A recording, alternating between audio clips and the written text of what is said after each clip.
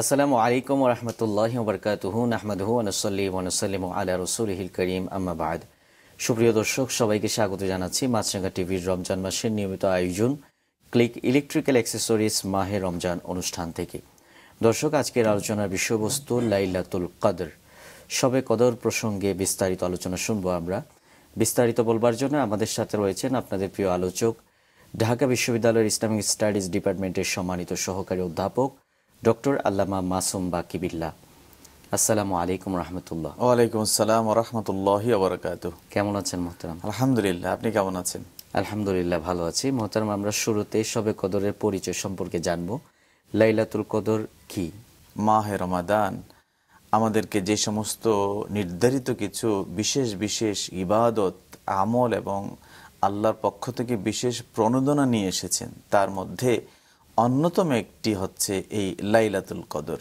আল্লাহ রাব্বুল আলামিন এই লাইলাতুল কদর রাসূল পাক সাল্লাল্লাহু আলাইহি সাল্লামের উম্মতের জন্য একটা বিশেষ সুযোগ করে দিয়েছেন, তার বান্দা তার নৈকট্য লাভের জন্য এবং অল্পতে অনেক বেশি অর্জন করার জন্য। লাইলাতুল শব্দের শাব্দিক অর্থ হচ্ছে রাত, আর কদর শব্দের শাব্দিক অর্থ হচ্ছে মর্যাদা, সম্মান বা ভাব গাম্ভীর্যপূর্ণ, অর্থাৎ সম্মানিত এক রাত, মর্যাদাশীল এক রাত হচ্ছে লাইলাতুল কদর, যেটি মাহে রমাদানের শেষ 10 দিনে আল্লাহ রাসূল আমাদেরকে খুঁজতে বলেছেন। বিশেষ করে আজকের দিবাগত যে রাত 26 রমজান, দিবাগত রাতের প্রতি বেশি ইঙ্গিত এসেছে। আজকের রাতটি হচ্ছে সেই মহিমান্বিত লাইলাতুল কদর, যেই লাইলাতুল কদরের ব্যাপারে আল্লাহ রাব্বুল আলামিন তার বান্দার জন্য স্পেশাল সুযোগ করে দিয়েছেন। খুব সুন্দর বলেছেন। আমরা লাইলাতুল কদরের পরিচয় জানলাম, এবার একটু জানবো লাইলাতুল কদরের প্রেক্ষাপট সম্পর্কে। কিভাবে এবং কেন রাসূলুল্লাহ সাল্লাল্লাহু আলাইহি সাল্লামকে লাইলাতুল কদর দেওয়া হয়েছে?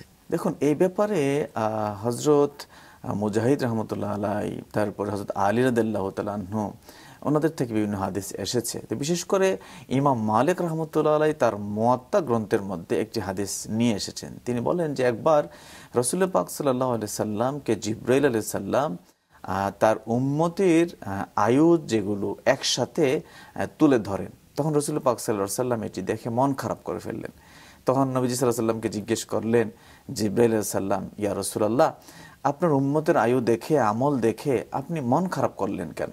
তখন নবীজি সাল্লাল্লাহু আলাইহি সাল্লাম বললেন, জিবরাইল, আমার উম্মতেরা তো আয়ু কম পেয়েছে, তাদের হায়াত কম অন্যান্য নবী রাসূলদের তুলনায়, আর সঙ্গত কারণে তারা পৃথিবীতে কম বেঁচে থাকার কারণে তাদের আমল করার সুযোগটি কম, এবং এই জন্য তাদের আমল নামা কম আমি দেখছি, তাদের পুণ্যের পরিমাণটি কম। রাসূল পাক সাল্লাল্লাহু আলাইহি ওয়াসাল্লাম এই কারণে মনটা বেজার করে ফেললেন, মুখ মুবারক বেজার করে ফেললেন, মলিন করে ফেললেন। তখন আল্লাহ রাব্বুল আলামিনের পক্ষ থেকে আয়াত নাজিল হইল, ইন্না আনজালনাহু ফি লাইলাতিল কদর ওয়া মা আদরাকা মা লাইলাতুল কদর। অর্থাৎ এই যে মাহে রমাদান, এই মাহে রমাদানে আমি আপনার উম্মতের জন্য একটি রাত দিয়েছি, লাইলাতুল কদরি খায়রুম মিন আলফি শাহর, যে রাত 1000 মাসের চাইতে উত্তম। এই রাতের এক রাতের ইবাদত আপনার উম্মতের আমল নামায় 1000 মাসের চাইতে বেশি ইবাদত আপনার উম্মতের আমল নামায় যোগ হয়ে যাবে। শুধু তাই নয়, আরেকটি হাদিস আসছে ব্যাপারে হযরত মুজাহিদ রাহমাতুল্লাহ আলাইহি থেকে। তিনি একটা হাদিস বর্ণনা করেন, রাসূল পাক সাল্লাল্লাহু আলাইহি সাল্লাম ইরশাদ করেন যে একবার রাসূল পাক সাল্লাল্লাহু আলাইহি সাল্লাম বলছিলেন যে বনি ইসরাইল যুগের একজন আবেদ ছিল, আল্লাহওয়ালা পরহেজগার লোক ছিল, যে 1000 বছর পর্যন্ত হায়াত পেয়েছিলেন, লম্বা সময়। এবং সে এতটা পরহেজগার ছিল, ইবাদতকারী ছিল, যে সে প্রতিদিন সারা দিন আল্লাহর রাস্তায় জিহাদে অংশগ্রহণ করতেন এবং সারা রাত আল্লাহর জন্য নামাজে দাঁড়িয়ে নামাজ আদায় করতেন। এভাবে সে সবসময় 1000 বছর পর্যন্ত সেই ইবাদতের মধ্যে মশগুল ছিল। তো এটি বলার পরে সাহাবায়ে কেরামরা মন খারাপ করে বললেন, ইয়া রাসূলুল্লাহ, তিনি তো 1000 বছর সময় পেয়েছেন, হায়াত পেয়েছেন, আমরা তো এত সময় পাই না, আমরা চাইলেও এত লম্বা ইবাদত করতে পারবো না, আমরা চাইলেও আল্লাহ নৈকট্যের জায়গাটিতে সেই জায়গায় পৌঁছতে পারবো না। যখন সাহাবায়ে কেরামরা মন খারাপ করে ফেললেন, তখন ওই মুহূর্তে জিবরাইল আলাইহিস সালাম এই আয়াত নাজিল করে লাইলাতুল কদরের সুসংবাদ দিলেন। চমৎকার বিষয়। এ ব্যাপারে আরেকটি হাদিস আসছে, বিশেষ করে হযরত আলী রাদিয়াল্লাহু তাআলা আনহুর একটি হাদিস। তিনি বলেন যে রাসূল পাক সাল্লাল্লাহু আলাইহি ওয়াসাল্লাম বলছিলেন যে আগেকার যে নবী রাসূলগণ ছিলেন আমার আগে, তার মধ্যে চারজন ব্যক্তি ছিলেন যারা ৮০ বছর পর্যন্ত আল্লাহর একনিষ্ঠ ইবাদতের মধ্যে, টানা ইবাদতের মধ্যে তারা সময় কাটিয়েছিলেন। তারা এক মুহূর্তের জন্য আল্লাহর ইবাদত থেকে গাফেল হয়নি। এবং সেই চারজন নাম রাসূল পাক সাল্লাল্লাহু আলাইহি ওয়াসাল্লাম বলেছিলেন। নবীজি বললেন সেই চারজন হচ্ছে হযরত জাকারিয়া আলাইহিস সালাম, হযরত আইয়ুব আলাইহিস সালাম এবং হযরত হিজকিল আলাইহিস সালাম এবং হযরত ইউশা বিন নুন। এই চারজন ৮০ বছর হায়াত পেয়ে ৮০ বছর ব্যাপী ওনারা আল্লাহর ইবাদতের মধ্যে মশগুল ছিলেন। সুবহানাল্লাহ। এবং হযরত উররাত রাদিয়াল্লাহু তাআলা থেকে আরেকটি হাদিস আসছে এই বিশেষ করে লাইলাতুল কদরের ব্যাপারে, যে আসলে লাইলাতুল কদর কেন আমাদেরকে দেওয়া হয়েছে রাসূল পাক সাল্লাল্লাহু আলাইহি ওয়াসাল্লামের উম্মতের জন্য, যেটি কখনোই কোনো নবীর উম্মতের জন্য ছিল না। একবার রাসূল পাক সাল্লাল্লাহু আলাইহি সাল্লাম সাহাবীদেরকে বলছিলেন, সাহাবীরা, বাদশাহ জুলকারনাইন এবং বাদশাহ সুলাইমান আলাইহিস সালাম এই দুইজনের যে সময়কাল ছিল, রাজত্বকাল ছিল, এটি প্রত্যেকেরই ছিল ৫০০ মাস করে। সুলাইমান আলাইহিস সালামের রাজত্বকাল ছিল ৫০০ মাস এবং জুলকারনাইনেরও রাজত্বকাল ছিল ৫০০ মাস। দুইজনের মিল হলে ১০০০ মাস। আর আমার আল্লাহ এতটা দয়া করেছেন আমার উম্মতের প্রতি যে এই দুইজনের রাজত্বকালের সময় ব্যাপী সময়কাল পর্যন্ত এক রাতের আমল আমার আল্লাহ আমার উম্মতের জন্য এই পুরো সময়টার জন্য বাড়িয়ে দিয়েছেন। তাদের দুইজনের রাজত্বকালের সমপরিমাণ, অর্থাৎ লাইলাতুল কদরি খায়রুম মিন আলফি শাহর। এই এক রাতের ইবাদত বান্দার আমল নামায় ওই দুইজনের সমপরিমাণ ১০০০ মাসের চাইতেও উত্তম আমল বান্দার আমল নামায় লিখে দেওয়া হবে। এই যে লাইলাতুল কদর, এটি মূলত রাসূল পাক সাল্লাল্লাহু আলাইহি ওয়াসাল্লাম এর যে ইমামুল মুরসালিন, ওনার জন্য যে তার উম্মতকে বিশেষ বিশেষ কিছু স্পেশালিটি দেওয়া হয়েছে, তার মধ্যে অন্যতম একটি হচ্ছে এই লাইলাতুল কদর, যেটি আল্লাহ রাব্বুল আলামিন ১ লক্ষ মতান্তরে ২,২৪,০০০ নবী রাসূলগণ এসেছেন, কোনো নবী রাসূলের কোনো উম্মতের জন্য আল্লাহ এই বিশেষ সুযোগটি দেননি যে এক রাতের আমল হয়ে যাবে ১০০০ মাসের চাইতে উত্তম। মুহতারাম, লাইলাতুল কদরের প্রেক্ষাপট শুনছিলাম আপনার কাছে, এবার একটু শুনবো লাইলাতুল কদরের মর্যাদা প্রসঙ্গে কোরআন এবং হাদিসে কি বলা হয়েছে। লাইলাতুল কদরের মর্যাদা অনেক বেশি। এর মধ্যে অন্যতম যেটি, সেটা হচ্ছে লাইলাতুল কদরের সাথে মাহে রমাদানের একটা বিশেষ সম্পর্ক। জি, ইন্না আনজালনাহু ফি লাইলাতুল কদর, অর্থাৎ এই লাইলাতুল কদরের রাতে আল্লাহ রাব্বুল আলামিন কোরআন মাজিদকে প্রথম আসমানে নাজিল করেছেন এবং প্রথম আসমান থেকে পরবর্তী ২৩ বছরে সময়ের পরিপ্রেক্ষিতে আল্লাহ বিভিন্ন ঘটনার মাধ্যমে একটু একটু করে কোরআন নবীজির কাছে পাঠিয়েছেন। অর্থাৎ একত্রিতভাবে লাইলাতুল কদরে কোরআন পাঠিয়েছিলেন প্রথম আসমানে। তো সেই জন্য লাইলাতুল কদরের সাথে পবিত্র গ্রন্থ মহিমান্বিত আল কোরআনের একটা বিশেষ সম্পর্ক, এটি হচ্ছে প্রথম। দ্বিতীয় কথা হচ্ছে যে লাইলাতুল কদর কোরআনের ভাষায় এটি ১০০০ মাসের চাইতে উত্তম আমল এই লাইলাতুল কদরের আমল। নাম্বার ৩ হচ্ছে লাইলাতুল কদরে জিবরাইল আলাইহিস সালাম ফেরেশতাদেরকে নিয়ে জমিনের মধ্যে ছড়িয়ে পড়েন। হাদিস শরীফে আসছে কয়েক প্রকার লোক ব্যতীত, যারা মদ পান করে, মদ্যপায়ী যারা এবং শূকরের মাংস ভক্ষণ করে যারা, এই টাইপের লোক ছাড়া বাকি সবার সাথে জিবরাইল আলাইহিস সালাম ফেরেশতাদেরকে নিয়ে ইবাদতকারীদের সাথে সালাম প্রদান করেন, মুসাফা এবং মুআনাকা করেন সবার সাথে, সমস্ত ইবাদতকারীর সাথে। নাম্বার ৪ হচ্ছে যে এই রাতের আল্লাহ রাব্বুল আলামিনের পক্ষ থেকে একটা বিশেষ রহমত বরকত বান্দাকে দেওয়া হয় এবং বান্দা যদি ক্ষমা চায় আল্লাহ ক্ষমা করে দেয়, বান্দা যদি রহমত চায় আল্লাহ বান্দাকে রহমত দেয়, বান্দা যদি আল্লাহর কাছে নৈকট্য চায় আল্লাহ রাব্বুল আলামিন ওই বান্দার জন্য তাকে নৈকট্য দান করে। সুবহানাল্লাহ। তার মানে এই লাইলাতুল কদর আসলে বিশেষ একটি সুযোগ আল্লাহর পক্ষ থেকে, যে এই বান্দারা তারা আমলের জায়গাটিতে পিছিয়ে আছে, একটা বিশেষ সুযোগ আমি তাদেরকে করে দিয়েছি, আমি আল্লাহ তাদেরকে জান্নাতি বানানোর জন্য, তাদেরকে জাহান্নাম থেকে মুক্ত করার জন্য, রহমত বরকত এবং মাগফিরাত দিয়ে ভরপুর করে দেওয়ার জন্য। মাহে রমজানের মধ্যে আল্লাহ পাক লাইলাতুল কদর দিয়েছেন এবং আমরা এটা জানি, হাদিসে এসেছে যে রমজান মাসের শেষ দশকের মধ্যে। তো শেষ দশকের ক্ষেত্রে কোনো নির্দিষ্ট তারিখ আছে কিনা, যদি সম্ভাব্য কোনো তারিখ থাকে সেটি কোন তারিখ? এই বিষয়টি একটু বিশ্লেষণ ধর্মী। রাসূল পাক সাল্লাল্লাহু আলাইহি ওয়াসাল্লামের একটি হাদিস এসেছে এই ব্যাপারে। তিনি একবার ঘর থেকে বের হচ্ছিলেন, তখন বের হয়ে দেখেন দুইজন সাহাবীর মধ্যে তর্ক বিতর্ক হচ্ছে। তখন রাসূল পাক সাল্লাল্লাহু আলাইহি ওয়াসাল্লাম বললেন যে আমাকে লাইলাতুল কদরের যে ফিক্সড যে রাত কোনটা ওটা আমাকে আল্লাহ রাব্বুল আলামিন জানিয়ে দিয়েছিলেন এবং আমি তোমাদেরকে জানানোর জন্য বের হয়েছিলাম। জানানোর জন্য বের হতে গিয়ে দেখি তোমরা দুজন তর্ক করছো, ফাসাদে লিপ্ত হয়ে গেছো। তোমাদের এই তর্কের কারণে আল্লাহ রাব্বুল আলামিন সাময়িকভাবে আমার কাছ থেকে ওই ডেটটা তুলে নিয়েছেন, ফিক্সড ডেটটা তুলে নিয়েছেন। এটি একটি হাদিস পাওয়া যায়।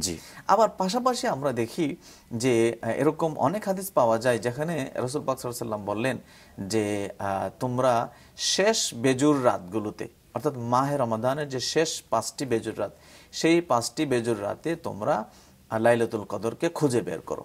এটি একটি।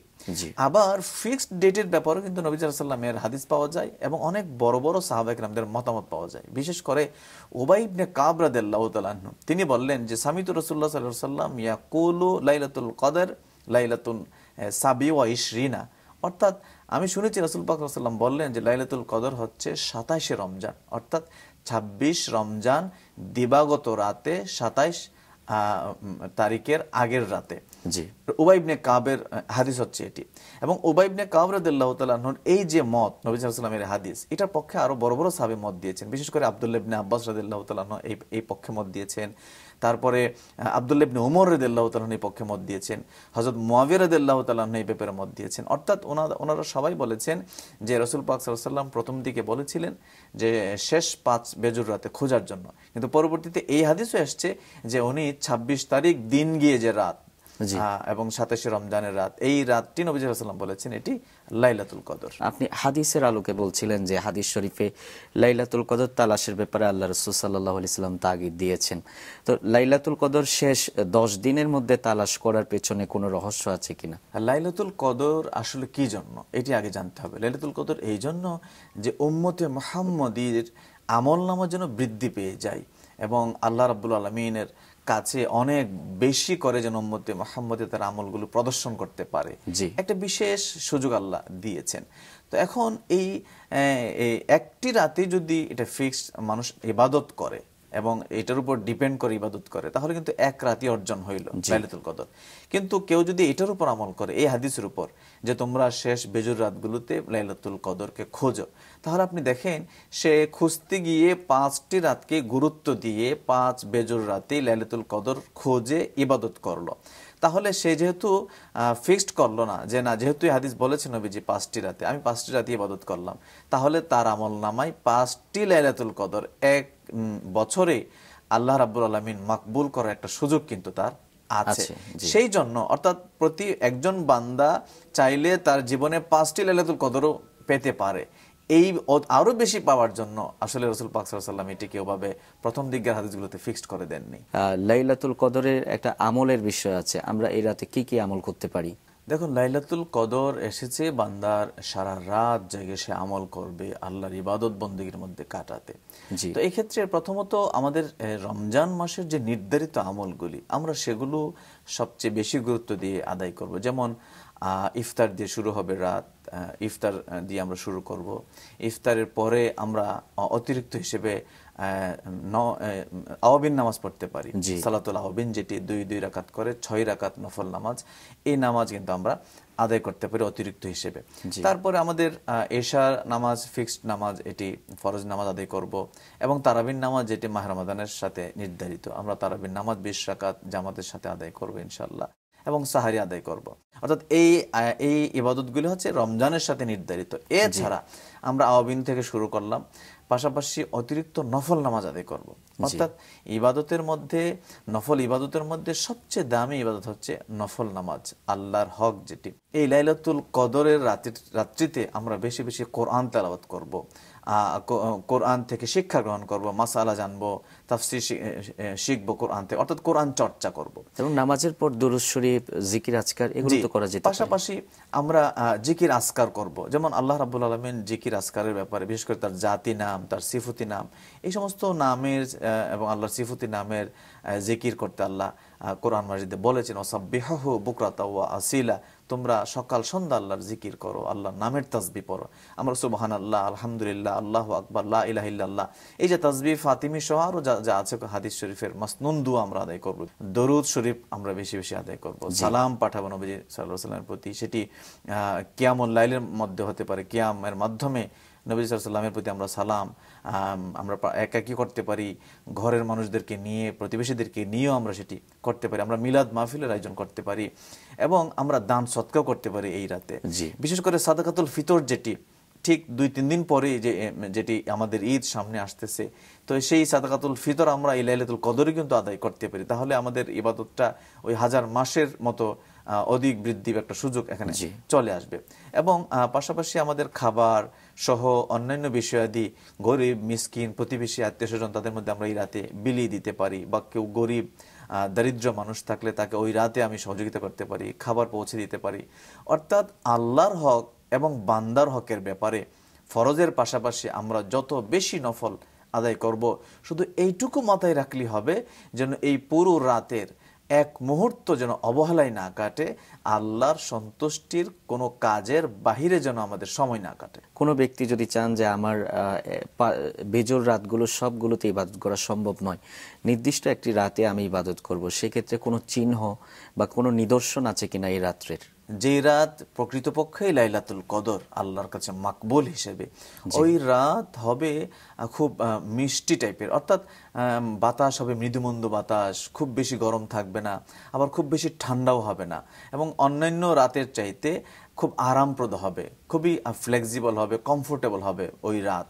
মানে মুগ্ধকর একটা আবহাওয়া বিরাজ করবে লাইলাতুল কদরের রাতে, এটি হাদিস শরীফে আসছে। আবার ওই রাত পার হওয়ার পরে সকালবেলা যেটি হবে ভোরবেলা, এই ভোরবেলারও হাদিস শরীফে কিছু আলামত বা নিদর্শন এসেছে লাইলাতুল কদরের, প্রকৃতপক্ষে যেটি লাইলাতুল কদর সেটি হচ্ছে যে সকালবেলার যে সূর্যটি, এই সূর্যের কিরণ অন্যান্য দিনের মতো খুব প্রখর হবে না, অর্থাৎ খুব এত প্রহর সূর্যের কিরণ হবে না যে মানুষের কষ্ট হয়, এরকম হবে না। অর্থাৎ একেবারে মোলায়েম এবং খুব মিষ্টি একটা রোদ সেদিন থাকবে, যেটি মানুষের জন্য খুব কমফোর্টেবল। অর্থাৎ সকালে সূর্যের আলোটাও হবে কমফোর্টেবল, রাতের আবহাওয়াটাও হবে খুব কমফোর্টেবল অন্যান্য রাত এবং দিনের চাইতে। এবং ওই আলামতটাই হাদিস শরীফের ভাষায় লাইলাতুল কদরের আলামত।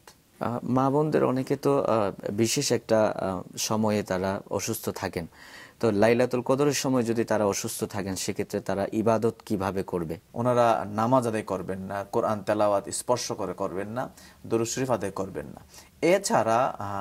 এছাড়া আপনার তাসবিহ তাহলিল যেটি আছে, যেমন সুবহানাল্লাহ, আলহামদুলিল্লাহ, আল্লাহু আকবার, তাসবিহ ফাতিমির কথা আমি বলেছি, বা হাদিস শরীফে অন্যান্য তাসবিহ যেগুলো এসেছে লা ইলাহা ইল্লাল্লাহ সহ, এই সমস্ত তাসবিহগুলো তারা কিন্তু সারা রাত আদায় করবে। এটি হচ্ছে এক ধরনের। আরেকটি হচ্ছে যে যারা ওই ঘরের অধিবাসীরা যারা ইবাদত করবে, তাদের খাবারের সহযোগিতা, ইবাদতের সহযোগিতা, আপনি খেয়াল করবেন ইবাদতের সহযোগিতা করাও ইবাদত।